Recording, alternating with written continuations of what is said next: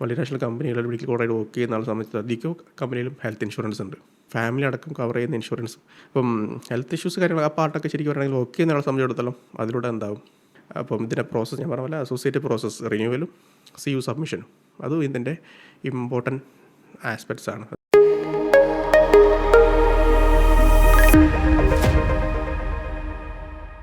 Hi guys, നമ്മളിന്ന് സംസാരിക്കുന്നത് CPC റിന്യൂവലിനെ പറ്റി അതുപോലെ തന്നെ CU സബ്മിഷനെ പറ്റിയാണ്.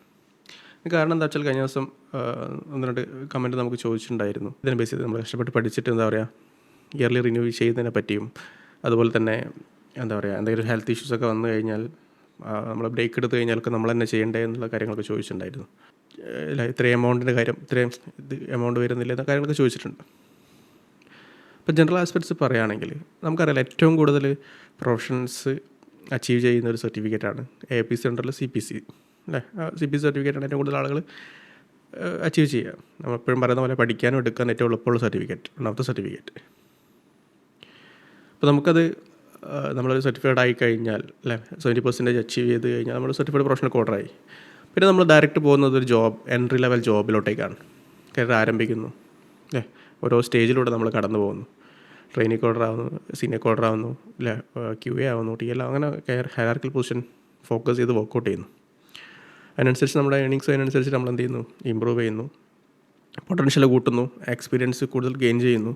ആ ഒരു സൈക്കിളിൽ അതിങ്ങനെ മൂവ് ഓൺ ചെയ്തുകൊണ്ടേയിരിക്കും. അപ്പോൾ ഇവിടെ അത് സ്റ്റക്ക് ആവുന്നില്ല. നമ്മളെ സംബന്ധിച്ചിടത്തോളം കമ്പനിയിൽ ജോയിൻ ചെയ്ത് കഴിഞ്ഞാൽ പിന്നെ നമ്മുടെ ഓരോ കാൻഡിഡേറ്റും അല്ല ഒരു മെമ്പർ അവിടുത്തെ ആ പെർട്ടിക്കുലർ കമ്പനി ബേസ് ചെയ്തുള്ള കോർപ്പറേറ്റിലേക്ക് മാറി അല്ലേ. നമ്മളൊരു എക്സാം പാസ്സായ സർട്ടിഫൈഡിൽ നിന്ന് ഒരു കമ്പനിയുടെ പ്രോട്ടോക്കോൾ അവരുടെ ഗൈഡ് ലൈനിലേക്കും അവരുടെ റൂൾസ് ആൻഡ് റെഗുലേഷൻസിലേക്ക് മാറും, അവരുടെ കോർപ്പറേറ്റ് ഐഡിയിലേക്ക് മാറും. അപ്പോൾ പിന്നെ അവരാണ് എന്ത് ചെയ്യുന്നത്, നോർമലി വർക്ക് ചെയ്യുന്ന ഒരാളെ സംബന്ധിച്ചിടത്തോളം പെർട്ടിക്കുലർ കമ്പനിയാണ് എന്ത് ചെയ്യുന്നത് പിന്നെ ഇയർലി റിന്യൂവലും കാര്യങ്ങളൊക്കെ അത് കോർപ്പറേറ്റ് മെമ്പർഷിപ്പിൽ തന്നെ അവരെന്ത് ചെയ്യും, കാര്യങ്ങൾ ഡീൽ ചെയ്യാണ് ചെയ്യുക. അപ്പം അതിൽ ഇല്ലേ ഇപ്പോൾ എത്ര കാലം ഇത് ചെയ്യണം അല്ലെങ്കിൽ അങ്ങനെ ഒരു സിസ്റ്റം അല്ല. നമ്മളിതെന്താ പറയുക, നമുക്കിതിൽ എത്ര ക്രെഡൻഷ്യൽ ആഡ് ഓൺ ചെയ്യാം, ഈ കരിയർ ഡെവലപ്പ് ചെയ്യാം, എല്ലാ ഓപ്ഷൻസും ഇതിലുണ്ട്, എല്ലാ പോസിബിലിറ്റീസും ഇതിലുണ്ട്. എത്ര സർട്ടിഫിക്കറ്റില്ല നമ്മൾ പറഞ്ഞ പോലെ എത്ര ക്രെഡൻഷ്യൽസ് നമുക്ക് ആഡ് ഓൺ ചെയ്യാം. അപ്പോൾ ഇതൊക്കെ നമ്മുടെ ഒരു കരിയർ ഹയറാർക്കിക്കൽ പൊസിഷൻ കൂട്ടുന്നതിനനുസരിച്ച് നമുക്ക് വേണ്ടത് എന്താ പറയുക നീഡ് അനുസരിച്ച് ആഡ് ഓൺ ചെയ്യാന്നുള്ളതാണ്. അപ്പോൾ ഇങ്ങനെ ഒരു പ്രോസസ്സിലൂടെ മുന്നോട്ട് പോകുന്ന സമയത്ത് APC എന്ന് പറയുന്ന ഇൻ്റർനാഷണൽ ബോർഡിൻ്റെ ഒരു പെർട്ടിക്കുലർ സിസ്റ്റമാണത്, അവർ ഫോളോ ചെയ്യുന്ന ഒരു പ്രോസസ്സാണിത്. അപ്പോൾ ഇതെന്താ വെച്ചാൽ ഇനീഷ്യൽ ലെവലിൽ ഈ റിന്യൂവൽ എമൗണ്ട് നോർമലി ഒരു ജനറൽ ആസ്പെക്ട്സ് ഇല്ല. പറഞ്ഞ പോലെ ഹെൽത്ത് ഇഷ്യൂസ് വന്നു കഴിഞ്ഞാൽ മീൻസ് അതായത് ഇൻ കേസ് വർക്ക് ചെയ്യാത്ത ഒരാളെ സംബന്ധിച്ചിടത്തോളം ഒരു ബേർഡൻ തന്നെയാണ്. നമ്മളെപ്പോഴും പറയുന്നത് എന്താ വെച്ചാൽ മെഡിക്കൽ കോഡിങ്ങിലെ സർട്ടിഫിക്കേഷൻ CPC പോലുള്ള സർട്ടിഫിക്കേഷൻ ഒക്കെ എടുക്കുന്നുണ്ടെങ്കിൽ നിങ്ങൾ എന്തായാലും ജോലി ചെയ്യാൻ പ്രിപ്പയറായിട്ട് തന്നെ നിൽക്കുക. ഇതിലൂടെ കരിയർ ഡെവലപ്പ് ചെയ്യാൻ തീർച്ചയായിട്ടുള്ള എല്ലാ പോസിബിലിറ്റീസും ഉണ്ട്, എല്ലാ ഓപ്ഷൻസും ഉണ്ട്. അപ്പോൾ അതായിരിക്കണം നമ്മുടെ ടാർഗറ്റ്. അത് അല്ല ഫോക്കസ് ചെയ്ത് തന്നെ വർക്ക് ചെയ്യുക. അപ്പം പറയുന്നൊരു കൺസേൺ പറയുന്ന കാര്യമുണ്ട്, ഹെൽത്ത് ഇഷ്യൂസൊക്കെ വന്നു കഴിഞ്ഞാൽ ഞാൻ പറയില്ല നോർമലി എന്താ പറയുക വർക്ക് ചെയ്യുന്ന ഒരാളെ സംബന്ധിച്ചിടത്തോളം ഒരു മൾട്ടിനാഷണൽ കമ്പനികളിൽ മെഡിക്കൽ കോഡായിട്ട് വർക്ക് ചെയ്യുന്ന ആളെ സംബന്ധിച്ച് അധികം കമ്പനിയിലും ഹെൽത്ത് ഇൻഷുറൻസ് ഉണ്ട്. ഫാമിലി അടക്കം കവർ ചെയ്യുന്ന ഇൻഷുറൻസും ഒരുവിധ എല്ലാ കമ്പനികളും മൾട്ടിനാഷണൽ കമ്പനി ഫോളോ ചെയ്യുന്നുണ്ട്. അപ്പം ഹെൽത്ത് ഇഷ്യൂസ് കാര്യങ്ങൾ ആ പാർട്ടൊക്കെ ശരിക്കും പറയുകയാണെങ്കിൽ വർക്ക് ചെയ്യുന്ന ആളെ സംബന്ധിച്ചിടത്തോളം അതിലൂടെ എന്താവും ക്ലിയർ ആവും. എന്താ പറയുക അവിടെ ഒരു ഫിനാൻഷ്യൽ പാർട്ട് വരുന്നില്ല. അപ്പം നമ്മളെ പാർട്ട് എന്ന് വെച്ചാൽ റിന്യൂവൽ പാർട്ട് അങ്ങനെ ഇൻ കേസ് അങ്ങനെ ചെയ്താൽ നമ്മൾ സെൽഫായിട്ട് എന്ത് ചെയ്യേണ്ടി വരും, വർക്ക് ചെയ്യുന്നില്ലെങ്കിൽ സെൽഫായിട്ട് നമ്മൾ റിന്യൂ ചെയ്യേണ്ടി വരും എന്നുള്ളൊരു സിസ്റ്റം അവിടെ വരുന്നുണ്ട്. പിന്നെ അത് മാത്രമല്ല ആദ്യം റിന്യൂവൽ എമൗണ്ട് അങ്ങനെ ആളെ സംബന്ധിച്ചിടത്തോളം അല്ല വലിയ ബേർഡൻ അല്ലേ എന്നുള്ളത് ക്വസ്റ്റ്യൻ തന്നെയാണ്. അതിൽ ഏറ്റവും ഇമ്പോർട്ടൻറ്റ് ഫാക്ട് എന്താണെന്ന് വെച്ചാൽ ഇതിൽ ഈ എമൗണ്ടൊക്കെ കൂടുന്നത് എന്താണെന്ന് വെച്ചാൽ അതിൽ റീസെൻ്റായിട്ട് വന്ന ഒരു ചേഞ്ച് എന്ന് പറയുന്നതിൽ GST ആഡ് ഓൺ ആയി എന്നുള്ളൊരു കാര്യം റീസെൻ്റ്ലി വന്നിട്ടുണ്ട്. അതൊരു എമൗണ്ട് കൂടുന്നതിലൊരു കാരണം അതായിട്ടുണ്ട്. മാത്രമല്ല മറ്റൊരു കാരണം എന്താ വെച്ചാൽ ആദ്യം ഇതൊരു 13-14 എന്നൊക്കെ വന്നിട്ട് ഈ ഒരു എമൗണ്ടിലേക്ക് അല്ല എത്തുന്നത് എന്തുകൊണ്ടാണ് കാരണം എന്ന് വെച്ചാൽ ഡോളറിന് അഗെയിൻസ്റ്റ് ആയിട്ട് എന്താ പറയുക ഇന്ത്യൻ റുപ്പിയിലുള്ള താഴ്ച INR ഇതിനനുസരിച്ചുള്ളൊരു പ്രോപ്പറായിട്ടുള്ള ഇമ്പ്രൂവ്മെൻ്റ് അതിൽ കാണാത്തത് കൊണ്ട് തന്നെ നമുക്ക് ആ ഒരു ഡിഫറൻസ് എന്ത് ചെയ്യും, നല്ല രീതിയിൽ ഫീൽ ചെയ്യും. അത് വർക്ക് ചെയ്യാത്തോളം സംബന്ധിച്ചിടത്തോളം അത് എന്താ പറയുക നമ്മളെ കയ്യിൽ നിന്ന് എമൗണ്ട് നമ്മൾ എന്ത് ചെയ്യണം, സ്പെൻഡ് ചെയ്യണം. വർക്ക് ചെയ്യുന്ന ഒരാളെ സംബന്ധിച്ചിടത്തോളം എന്താ പറയുക അതിലൊരു കൺസേൺ പാർട്ട് അല്ല. നമ്മളെപ്പോഴും കുട്ടിയോട് പറയുന്നതാണ്, ഇതിൽ നിങ്ങൾ എക്സാം ഫീ ഒക്കെ കൊടുത്ത് സർട്ടിഫൈഡ് ആയി കഴിഞ്ഞാൽ നിങ്ങൾ വെറുതെ ഇരിക്കാൻ പാടില്ല. നിങ്ങളിതൊരു കരിയർ ഡെവലപ്പ് ചെയ്യണം, എന്താ പറയുക എക്സ്പീരിയൻസ് ഗെയിൻ ചെയ്യണം, കരിയർ ഡെവലപ്പ് ചെയ്ത് മുന്നോട്ട് നല്ല രീതിയിൽ പോകണം. GCC രാജ്യങ്ങളിലാണെങ്കിലും എവിടെയാണെങ്കിലും എന്താ ചെയ്യുക നല്ല രീതിയിൽ കരിയർ ഡെവലപ്പ് ചെയ്ത് മുന്നോട്ടേക്ക് പോകണം. ഇൻ കേസ് പറഞ്ഞ പോലെ ഹെൽത്ത് ഇഷ്യൂസ് വന്ന മീൻസ് കരിയർ ബ്രേക്ക് എടുക്കുന്ന ആളെ സംബന്ധിച്ചിടത്തോളം അവർ സ്വന്തം ചെയ്യണം, റിന്യൂവൽ ചെയ്യണം എന്നുള്ളൊരു ഫാക്റ്റ് ഉണ്ട്. അതങ്ങനെ തന്നെയാണ്, എക്സിസ്റ്റിംഗ് ആണ്. അപ്പോൾ അതിന് വേറെ നമുക്കൊരു ഓപ്ഷൻ ഇല്ല അതിൽ. അപ്പം ഇതിൻ്റെ പോസിറ്റീവ് വശങ്ങൾ ഫോക്കസ് ചെയ്തിട്ട് എന്ത് ചെയ്യുക, എന്താ പറയുക, നമ്മൾ വർക്കൗട്ട് ചെയ്യുക. അല്ലേ, ആദ്യ കമ്പനീസൊക്കെ ആളുകൾ ചോദിക്കുന്നത് തന്നെ സർട്ടിഫൈഡ് അല്ലെങ്കിൽ നോൺ സർട്ടിഫൈഡ് ഓപ്പർച്യൂണിറ്റി വരുന്ന സമയത്തൊക്കെ ആ ഒരു ഡിഫറൻസ് നമുക്ക് മനസ്സിലാവും. ചിലത് എക്സ്പീരിയൻസ് ആയി കഴിഞ്ഞാൽ അധികം സർട്ടിഫൈഡ് ഓപ്ഷൻസ് തന്നെയേ വരാറുള്ളൂ. അധികം വേക്കൻസികൾ ചോദിക്കുന്നത് എന്താ പറയുക, സർട്ടിഫൈഡ് ആണെങ്കിൽ അതിനനുസരിച്ചുള്ള പാക്കേജിലോട്ടേക്കെല്ലാം മൂവ് ചെയ്യാറുള്ളത്. അപ്പം എന്തുകൊണ്ട് നമുക്ക് ആ ക്രെഡൻഷ്യൽ നിർബന്ധമാണ്. അല്ലെ, നമ്മൾ ജനറലി എല്ലാ ഏരിയയിലും നമുക്ക് എന്തുണ്ട്, സർട്ടിഫിക്കറ്റ്സ് റിന്യൂവൽ ഉണ്ട് ആക്ച്വലി. പക്ഷേ ഇത്രത്തോളം എമൗണ്ട് വരില്ല. അതെന്ന് വെച്ചാൽ US ബേസ്ഡ് ആണ്, ഡോളറാണ്, നമുക്കറിയാലോ. ഡോളർ ആ ഇന്ത്യൻ എന്താ പറയുക INR കൺവേർഷൻ തന്നെ നമുക്ക് മനസ്സിലാവും. അവരെ സംബന്ധിച്ചിടത്തോളം അത് വലിയ എമൗണ്ട് അല്ല, US സംബന്ധിച്ചിടത്തോളം. നമ്മളെ സംബന്ധിച്ചിടത്തോളം അത് എമൗണ്ടാണ്. ബട്ട് ആ ഒരു ഡിഫറൻസ് എന്താ പറയുക, മാത്രമല്ല അതിൻ്റെ കൂടെ GST ആഡായി. അത് കുറേ കാര്യങ്ങളാണ്.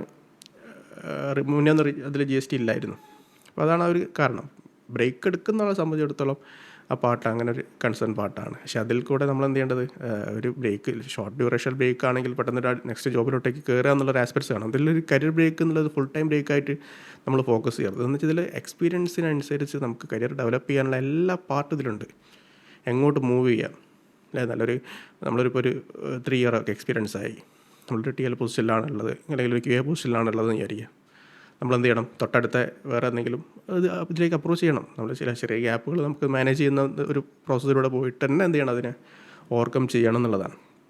അപ്പം അത് അല്ലേ, നമുക്കതിലൂടെ ഒരു നേടാൻ പറ്റുന്ന ഏണിങ്സും പുറത്തോട്ടാണെങ്കിലും എക്സ്പീരിയൻസൊക്കെ ആയി പോകുന്ന ആളുകളെ സംബന്ധിച്ചിടത്തോളം എന്താ പറയുക, നമ്മളവർ ചെക്ക് ചെയ്യുന്നത് ക്രെഡൻഷ്യൽ സർട്ടിഫൈഡ് ആണോ, അല്ലെങ്കിൽ CPC ഹോൾഡർ ആണോ, അല്ലെങ്കിൽ CPCI ആണോ, അല്ലെങ്കിൽ CPC ആണോ എന്നുള്ളതൊക്കെ നമുക്കവർ വെരിഫൈ ചെയ്യുന്നത് ഈ ഒരു ക്രെഡൻഷ്യൽ വെച്ചിട്ടാണ്. അപ്പോൾ അതിൽ നമുക്ക് ഞാൻ പറഞ്ഞ പോലെ എത്ര ആഡ് ഓൺ സർട്ടിഫിക്കേഷൻ ആഡ് ചെയ്യാം, അപ്പോൾ എല്ലാ ഓപ്ഷൻസും അതിലുണ്ട്. അപ്പോൾ അത് അങ്ങനെ തന്നെ പോകണം. CPC റിന്യൂവൽ, അതുപോലെ തന്നെ CU സബ്മിഷൻ ഇമ്പോർട്ടൻറ്റ് ഏരിയ ആണ്. പെർഫെക്റ്റ് ആയിട്ട് തന്നെ പോകണം. ഇത്ര ഇയർലി അല്ലെങ്കിൽ 2 ഇയർ ആയിട്ട് ഇത്ര CUs നമ്മുടെ ABC ആപ്പിൽ അല്ലെങ്കിൽ ലോഗിൻ ചെയ്ത് കഴിഞ്ഞാൽ അതിൽ വ്യക്തമായിട്ട് കൊടുത്തിട്ടുണ്ട്. നമ്മൾ ഇല്ല, അതൊക്കെ എന്തിനാണെന്ന് വെച്ചാൽ നമ്മളുടെ അപ്ഡേഷന് വേണ്ടിയിട്ടാണ്. നമുക്കൊരു പാർട്ട് നമ്മൾ കോഡിങ് കഴിഞ്ഞു, അല്ലേ, CPC എക്സാമൊക്കെ എഴുതി വർക്ക് ചെയ്യാൻ തുടങ്ങി. പിന്നെ നമ്മൾ ആ ഒരു ഏരിയ മാത്രമാണ് എന്ത് ചെയ്യുന്നത്, ഇൻവോൾവ് ആകുന്നത്, വർക്ക് ഏരിയ മാത്രം. അപ്പം എന്താണ് റിലവൻ്റ് ആയിട്ട് നടക്കുന്ന ചേഞ്ചസ്, അല്ലേ, ഒരുപാട് അപ്ഡേഷൻ കാര്യങ്ങളൊക്കെ വരുന്നുണ്ട്. അപ്പോൾ അതിനനുസരിച്ചിട്ടുള്ള ജേർണൽസൊക്കെയാണ് അവരുടെ മാഗസിൻസിൽ അവർ സെറ്റ് ചെയ്യുന്നത്. അതിനെ ബേസ് ചെയ്തിട്ടുള്ള ലോക്കൽ ചാപ്റ്റർ മീറ്റിങ്ങുകളാണ് അവർ സെറ്റ് ചെയ്യുന്നത്. അപ്പോൾ അതൊക്കെ നമ്മുടെ നോളജ് ഇമ്പ്രൂവ് ചെയ്യാൻ വേണ്ടിയിട്ടാണ്, കണ്ടിന്യൂസ് ആയിട്ട് ലേൺ ചെയ്യണം നമ്മൾ. അത് തന്നെയാണ് CU എന്ന് പറയുന്നൊരു പ്രോസസ്സ് കൊണ്ട് ഉദ്ദേശിക്കുന്നത്. അപ്പോൾ അത് അറ്റൻഡ് ചെയ്തിട്ട് പോയിന്റ് ഗെയിൻ ചെയ്യുക. അത് രണ്ടും, റിന്യൂവലും അതുപോലെ തന്നെ CU സബ്മിഷനും രണ്ടും എന്താണ് നമ്മുടെ ഈ ഒരു പ്രോസസ്സിൽ നിർബന്ധമുള്ളൊരു ഫാക്ടറാണ്. അത് നമ്മളെന്ത് ചെയ്യുക, ഒരു ഇതിൻ്റെ കരിയറിൻ്റെ ഒരു ഡെവലപ്മെൻറ്റ് പ്രോസസ്സിലേക്ക് എന്ത് ചെയ്യുക, അത് നമ്മളെന്ത് ചെയ്യണം, നമ്മളെ കൂട്ടത്തന്നെ കൂട്ടുക. ഇത്രയാണ് ജനറൽ ആസ്പെക്ട്സിൽ പറയാനുള്ളത്. നമ്മൾ പറഞ്ഞില്ല, ഇതിലൊരു പൊട്ടൻഷ്യൽ ഉള്ളൊരു കരിയറാണ്. അപ്പോൾ നമ്മൾ എന്ത് ചെയ്യണം, ആ ഒരു ആസ്പെക്ട്സ് കാണണം. ട്രഡീഷണൽ ജോബായിട്ട് കമ്പാരബിൾ അല്ല. നമ്മൾ എക്സ്പീരിയൻസ് ഗെയിൻ ചെയ്യുന്നു, അതിനനുസരിച്ച് സൈക്കിൾ മാറുന്നു, അല്ലെ, പറഞ്ഞ പോലെ പുറത്തോട്ട് പോകുന്ന ആൾക്കാരുണ്ടാവും, അതിനനുസരിച്ച് ലേണിങ്സിലോട്ടേക്ക് മാറുന്നു. ഒരു നോർമലി അങ്ങനെയുള്ള ഒരാളെ സംബന്ധിച്ചിടത്തോളം എന്താ പറയുക, ആ ഒരു പ്രോസസ്സിൽ അതിലൂടെ നമ്മൾ എന്ത് ചെയ്യണം, പ്രോസസ്സിനെ ഫോക്കസ് ചെയ്യണം. അപ്പോൾ വല്ലാത്ത കേസ്, ഇപ്പോൾ ഇയാൾ ചോദിച്ചു പറഞ്ഞ പോലെ എന്താ പറയുക, ഹെൽത്ത് ഇഷ്യൂസ് വന്ന് അതിനോട് ഗ്യാപ്പ് വന്നു കഴിഞ്ഞാൽ നമ്മൾ സ്വന്തം തന്നെ പേ ചെയ്യണം. അതിൽ യാതൊരു മാറ്റവും ഇല്ല. എന്നാൽ കൂടെ എന്താ പറയുക, നമ്മളെ സംബന്ധിച്ചിടത്തോളം എത്രയും പെട്ടെന്ന് റീജോയിൻ ചെയ്ത് കമ്പനിയിലോട്ടേക്ക് കയറുക എന്നുള്ളത് ആസ്പെക്ട്സിലാണ് കാണേണ്ടത്. മാത്രമല്ല ഇപ്പോൾ ഒരു ഹെൽത്ത് ഇഷ്യൂസൊക്കെ വന്നു കഴിഞ്ഞാലും, അല്ലേ, അത് മെറ്റേണിറ്റി ഉൾപ്പെടെയുള്ള കാര്യങ്ങളൊക്കെ എന്ത് ചെയ്യുന്നുണ്ട്, ഹെൽത്ത് ഇൻഷുറൻസ് അവിടെ കമ്പനി കവർ ചെയ്യുന്നുണ്ട്. അപ്പോൾ അതുകൊണ്ട് തന്നെ ആ ഒരു ഇതിൽ ഗ്യാപ്പ് വരുത്താതെ, നോർമലി കാണാറില്ലേ, ഒരു എന്തെങ്കിലും ഒരു ഗവൺമെൻറ് സർവീസിനൊക്കെ ആളുകൾ ലീവ് എടുത്തിട്ട് അതിൻ്റെ പ്രോസസ്സ് കഴിഞ്ഞിട്ട് തിരിച്ച് ജോയിൻ ചെയ്ത് അതിന് കണ്ടിന്യൂ ചെയ്ത് പോവുകയാണ് ചെയ്യുക. അപ്പോൾ അതുപോലെ തന്നെ ഇതിലൊരു ഗ്യാപ്പ് എടുക്കുക എന്നുള്ള ലോങ് ടേം ഗ്യാപ്പ് എടുക്കുക എന്നുള്ളത് നമ്മൾ ഒരിക്കലും കാണരുത്. എത്രയും പെട്ടെന്ന് കരിയർ റീസ്റ്റാർട്ട് ചെയ്തിട്ട് എക്സ്പീരിയൻസ് വീണ്ടും ഗെയിൻ ചെയ്തിട്ട് നമ്മൾ ഹൈറാർക്കിക്കൽ പൊസിഷൻ അച്ചീവ് ചെയ്ത്, അല്ലേ, ഇതൊരു നല്ലൊരു കരിയറിലോട്ടേക്ക് നമുക്കിത് എത്തിക്കാൻ പറ്റും. എൻ്റെ ഡെവലപ്മെൻറ്റ് സ്റ്റേജ് ഓരോന്ന് താണ്ടി തന്നെ നമുക്ക് എന്ത് ചെയ്യാൻ പറ്റും, പോകാൻ പറ്റും. അപ്പോൾ അത് അങ്ങനെ തന്നെ എന്ത് ചെയ്യുക, കാണാം. അപ്പം ഇതിൻ്റെ പ്രോസസ്സ് ഞാൻ പറഞ്ഞ പോലെ അസോസിയേറ്റ് പ്രോസസ്സ് റിന്യൂവലും CU സബ്മിഷനും അതും ഇതിൻ്റെ ഇമ്പോർട്ടൻറ്റ് ആസ്പെക്ട്സ് ആണ്. അത് ഞാൻ പറഞ്ഞല്ലോ, വർക്ക് ചെയ്യുന്ന ഒരാളെ സംബന്ധിച്ചിടത്തോളം അത് ചെയ്യുന്നത് കമ്പനിയാണ്, നമ്മളല്ല. അല്ലാത്തൊരാളെ സംബന്ധിച്ചിടത്തോളം അതിൻ്റെ CU പ്രോസസ്സ് മാത്രം ഇൻവോൾവ് ആയാൽ മതി. നോർമലി വർക്ക് ചെയ്യാത്ത ഒരാളെ സംബന്ധിച്ചിടത്തോളം എന്താ പറയുക, നമ്മൾ പറഞ്ഞാൽ ഗ്യാപ്പ് വരുത്താതെ തന്നെ എന്ത് ചെയ്യുക, കരിയർ മുന്നോട്ടേക്ക് കൊണ്ടുപോകുക. ഗ്യാപ്പ് വരുന്നത് എന്ത് ചെയ്യുക, അത്രയും പെട്ടെന്ന് റീസ്റ്റാർട്ട് ചെയ്യാൻ വേണ്ടിയിട്ട്. ഇല്ല, ഗ്യാപ്പ് ചിലത് കേസ് എന്തായാലും എന്താ പറയുക, ചില മെറ്റർണിറ്റി കേസിലൊക്കെ എന്തായാലും നമുക്ക് നിർബന്ധമായിട്ടൊരു ഗ്യാപ്പ് വരും. അപ്പോൾ അത് പെട്ടെന്ന് തന്നെ എന്ത് ചെയ്യുക, വീണ്ടും കരിയറിലേക്ക് സ്വിച്ച് ഓൺ ചെയ്യുന്ന രീതിയിലോട്ടേക്ക് എന്ത് ചെയ്യുക, ചേഞ്ച് ചെയ്യുക. അങ്ങനെ തന്നെ നമ്മൾ എന്ത് ചെയ്യുക, കരിയറിനെ മോൾഡ് ചെയ്തിട്ട് എന്ത് ചെയ്യുക, നമ്മുടെ ലൈഫിനെയും ഇതിനെയും കൂടെ ഒരുമിച്ച് കൊണ്ടുപോകുന്ന രീതിയിലോട്ടേക്ക് എന്ത് ചെയ്യുക, സെറ്റ് ചെയ്യുക. കരിയർ ഡെവലപ്പ് ചെയ്യുന്നവരല്ലേ, ഞാൻ പറഞ്ഞാൽ ഒരുപാട് സർട്ടിഫിക്കേഷൻ ഇതിലുണ്ട്. ഇപ്പോൾ നമുക്കൊരു സപ്പോസ് എടുത്തോളം ഒരു എൻട്രി ലെവൽ എപ്പോഴും നമ്മൾ പറയുന്ന കുട്ടികളോട്, ഇതൊരു എൻട്രി ലെവൽ സർട്ടിഫിക്കേഷനാണ്. നമുക്ക് എന്താ CIC ആഡ് ചെയ്യാം, അല്ലെങ്കിൽ എന്ത് സർട്ടിഫിക്കേഷൻ വേണമെങ്കിൽ നമുക്ക് എന്ത് ചെയ്യാം, ആഡ് ഓൺ ചെയ്യാം. CPM ആഡ് ചെയ്യാം. APC രണ്ടിൽ വരുന്ന സർട്ടിഫിക്കേഷൻ ഇത്രയും ഒരുപാട് വേറെയുണ്ട്. ഹൈമ രണ്ടിൽ വേറെ സർട്ടിഫിക്കേഷൻസ് ഉണ്ട്. ഇതൊക്കെ നമ്മുടെ മുന്നോട്ടേക്കുള്ള ആ ഒരു പ്രോസസ്സിന് ഹെൽപ്പ് ആവുന്നതാണെങ്കിൽ നമുക്ക് ആഡ് ഓൺ ചെയ്യാം. അതിനനുസരിച്ചുള്ള ഫൈനാൻഷ്യൽ ബെനിഫിറ്റ് നമുക്കുണ്ടാവും. അപ്പോൾ അത് നമ്മൾ കണ്ട് അതിനെ ബേസ് ചെയ്ത് തന്നെ എന്ത് ചെയ്യണം, നമ്മൾ വർക്കൗട്ട് ചെയ്യണം.